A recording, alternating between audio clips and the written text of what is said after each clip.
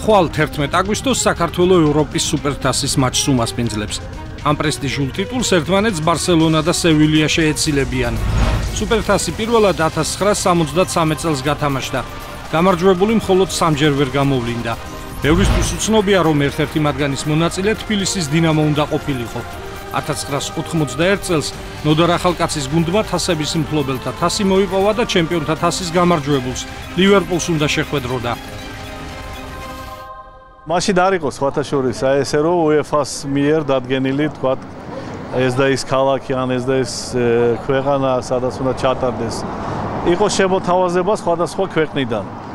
მაშინ შემოგთავაზა კუვეითმა. ნუ ყველაფერს თავის თავზე იღებდნენ, ესე იგი გუნდებს აძლევდნენ ძალიან დიდ თანხებს მაგ დროისთვის მილიონ დოლარს.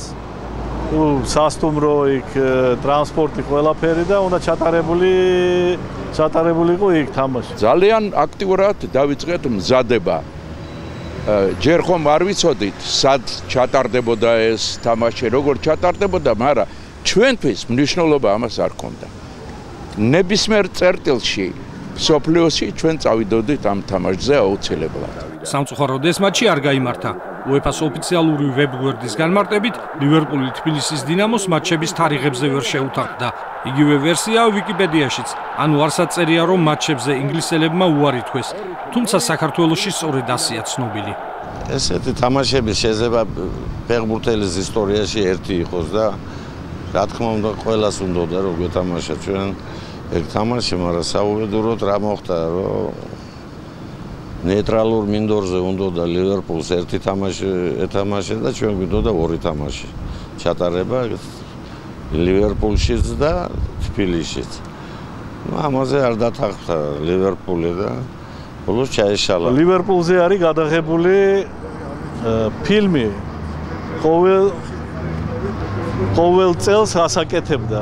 აი თავიდანვე იქ ბასბი რო იყო და პეისლი რო იყო მსწველი და ბობი ჩალტონი ბესტი და იქიდან დაწყებული და ყველა წლები არის და გამოტევებულია 79 წელი.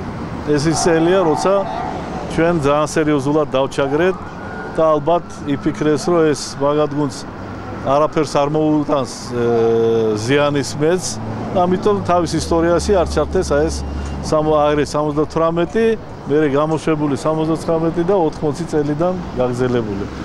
აი ესეთი ის იყო, ნუ აი ეს ისტორია იყო, რომ უარი თქვეს ჩვენთან სათამაშოდ. რატომ თქვა უარი? იმიტომ რომ ისევ ხას უსვამ, რომ ყველაზე ძლიერი გუნდი იყო მსოფლიოში და მეორედ წაგება თბილისის დინამოსთან, რაც აბსოლუტურად რეალური იყო.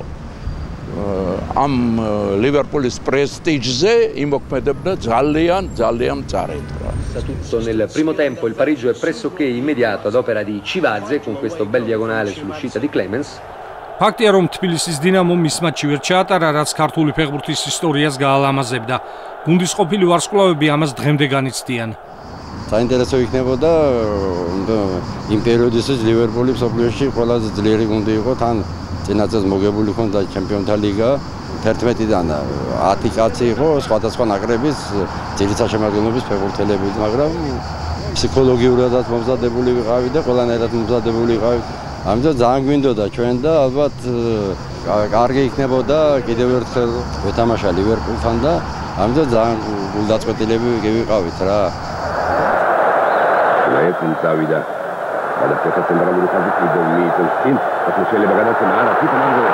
Ma si vede il Fretin, chiama Schengelli e Dartma. Orit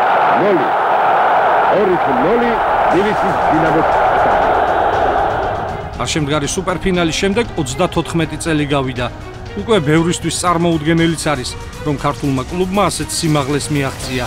დღევანდელი მდგომარეობის გათვალისწინებით უახლოეს წლებში მისი განმეორება ზღაპარს ჰგავს. მაგრამ ეს ისტორია მომავალ თაობებს მაინც შეუნარჩუნებს იმედს, რომ ფეხბურთის კარგად თამაში ქართველებსაც შეგვეძლო და იმედია მომავალშიც შევძლებთ.